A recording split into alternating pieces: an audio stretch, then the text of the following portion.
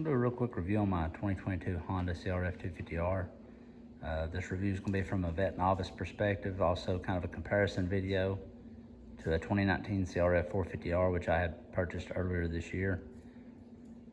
Bought that bike because I've been off a bike for around 20 years. Did a little research on it, heard about all the power that it had, that it was electric start and fuel injection, and I thought that with all that power, it would be more helpful to me due to my physical shortcomings of being off a bike for, around 20 years. So purchased that, had way too much power. Dumped it a couple times, more than a couple times in a few motocross races that were pretty muddy. On top of being packed with mud, the bike was just a little heavy. It was hard to pick up, and I was already tired. If it hadn't had electric start, I'd probably got a DNF with that. But with that being said, I made the decision to sell that bike while the market's good and put a down payment or a deposit on the new 250. So I got the first one that come to my local dealer's floor. Since then, I've raced this one once and had it on 3 or 4 different motocross tracks, and it's much improved for me. Everybody talking about the Ronnie Mac 6 or 9 pounds that the Honda lost from the previous year model. It was actually an 18-pound weight reduction from that 450, the 19 450, to this new 250 for me. So it was huge, and it was a big help. I've done this one a couple times also.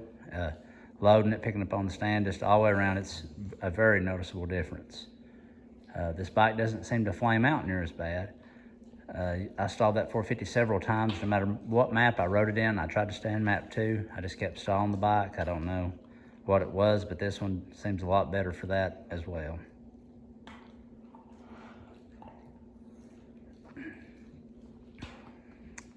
The only downside that I've found so far is there is a pretty big power gap from the 250 to the 450.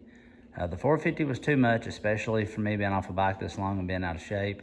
I'm not able to push this 250 to its limits by no means, but there is times I feel like I miss that 450 power. And I hear everybody talking about the 350 KTMs, and I actually have a friend that has one. I rode his bike. I agree that it's a great bike. His is set up for the woods, but I will say that 350 power was closer to this 250 than it was the 450 that I had sold. So, if I ever get to a condition to where I can push this thing and actually need or want more power, have a want for it, I think a 270 kit with an ignition would probably be the ultimate vet weapon for this thing. That way you get a little bit better power out of the hole, and just in places that you actually can use that power.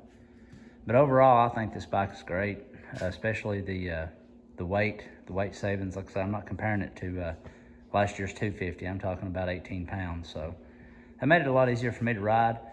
I do like that it is very thin, very light, and it feels like the most predictable, smooth 125 that you've ever ridden. I have rode some of the new YZs, the 250s. Haven't rode them back to back with this. I do get the plushness, and I understand why they won the shootout. It's a good bike.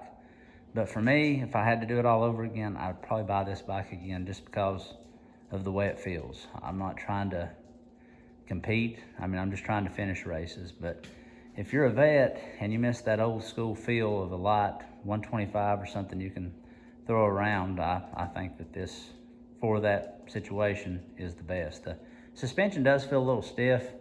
I agree with that. I'm a little heavy for it, but it holds up good. I don't worry that I'm going to bottom this out. But past that, it's everything that all of the other reviews say that it is. The tires, they're okay. If it's a hard packed track with loose dirt on top of it, the rear especially wants to skate around a lot. And so to compensate that, I've put more air in the tire. But it feels too narrow. That Pirelli tire being a pound lighter, I guess you're missing a lot of mass.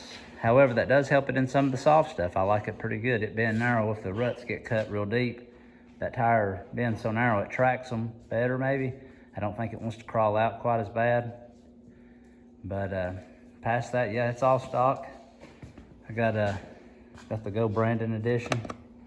I put on some RX handguards.